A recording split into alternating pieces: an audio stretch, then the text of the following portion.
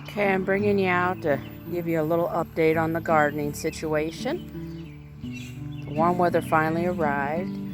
I've got my grow pots set up. Got the tomatoes. I still gotta get them tied where I have to put pipes across so I can get them growing upward. And the white covers is over my squash for right now, keeping the squash borers away from my squash as they grow. I still gotta put some more baskets around some of the others. I just put these on this morning. I got my sweet potato beds, 2 of the beds growing. My potato pots are coming along real good. And then at the end there, I have artichokes. I'll bring you on around.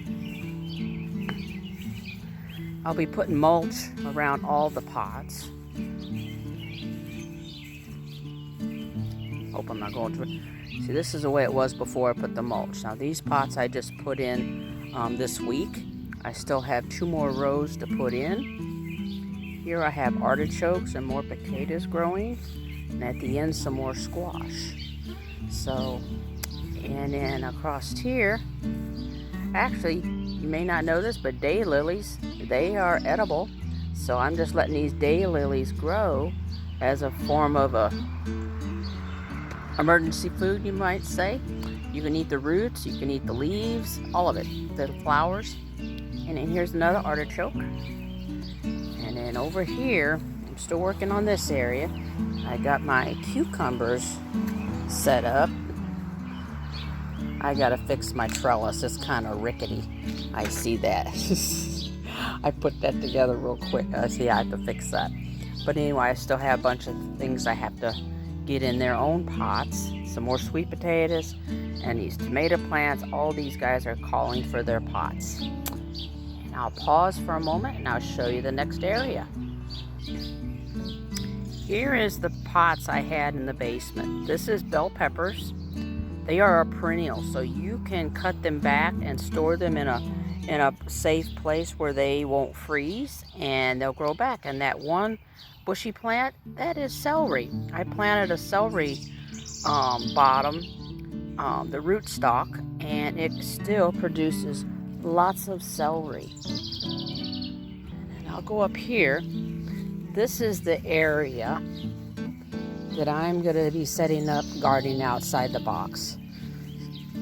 It's not the prettiest grow bed, but it's my experimental bed. So far, I have potatoes in a black plastic bag growing, and I have potatoes growing in a box. I still have to fill this in with some more vegetables I got to pot up. And here is a laundry detergent container growing a cucumber. So I have other containers I'm going to be setting up in here, and I will bring you along as I show these. Some of these will be tomatoes and different vegetables that I'm growing. So yeah, some more artichokes, and here's another bell pepper plant. This one's already in its own pot. I still have to put the other 2 in their own pots again because it's better for them. And over here, this is going to be zinnias and some more flowers that I got growing. Zinnias and, what's the other one? I don't think it's marigold. I forget. Anyway. And in here is where I'll be growing my mushrooms. I got the blue, I got the king mushrooms, and I'm going to be bringing out the yellow ones to put up. Good morning, this is Debbie. Keeping it simple. I know I have not posted a video in a while. Had so many things taking place, and with work and travel. But I'm back home, and I have been doing some gardening, getting things done, getting things potted up. And right now, I have begun doing the mushrooms at home again, but this time I've been doing them in buckets. I've already prepared a couple buckets, but I wanted to take you through the steps that I'm doing right now. I got some aspen chips and some easy straw mixed in here. And what I did, I took super hot boiling water and I poured it into this pan, this pot, yesterday morning, and then I covered it up and wrapped it up in blankets so it pasteurized or sterilized your medium for your mushrooms.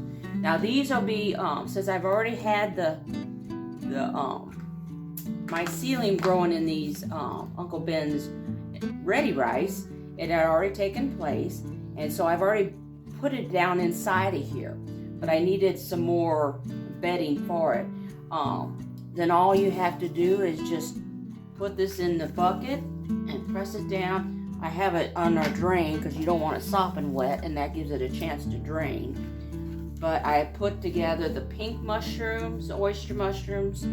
I packaged up some blue, and this one here is going to be the yellow mushrooms. And I'm setting them up in the same, I guess, I can't even think this one, I need more coffee.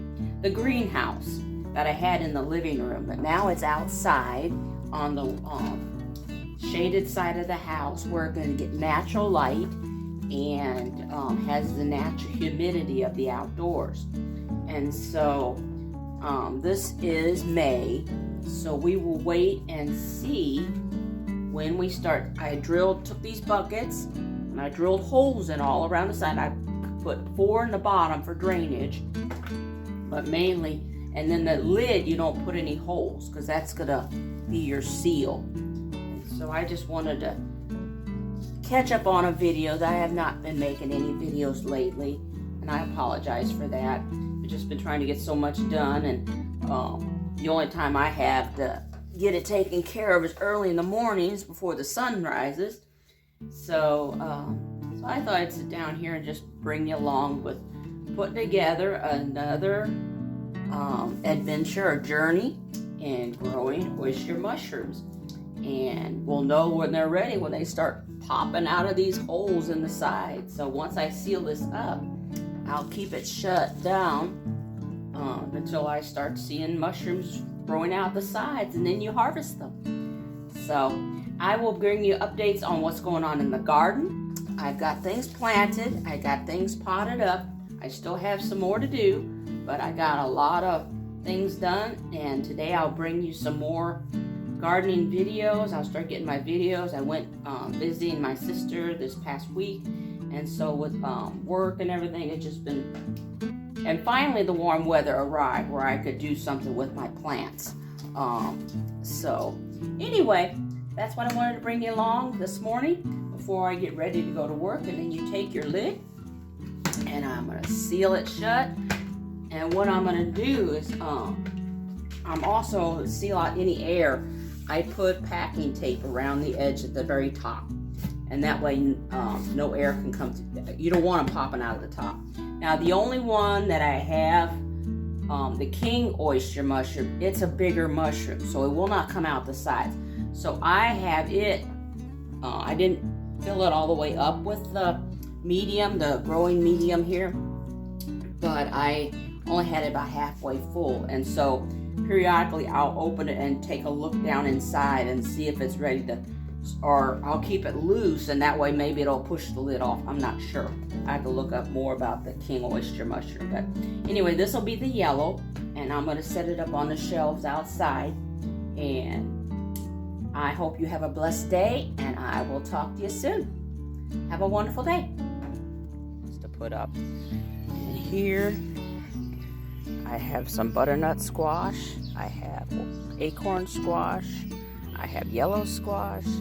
I have Swiss chard. I still have a lot of things to pot. This will be flowers, marigolds. I plant the flowers and the marigolds in between my garden. So anyway, that is just an update of my yard and what I'm doing for the garden. My flowering plum, it didn't produce flowers this year. They got stung by the frost. So, but anyway, I will talk at you later, and you have a blessed day, and I'll keep you updated.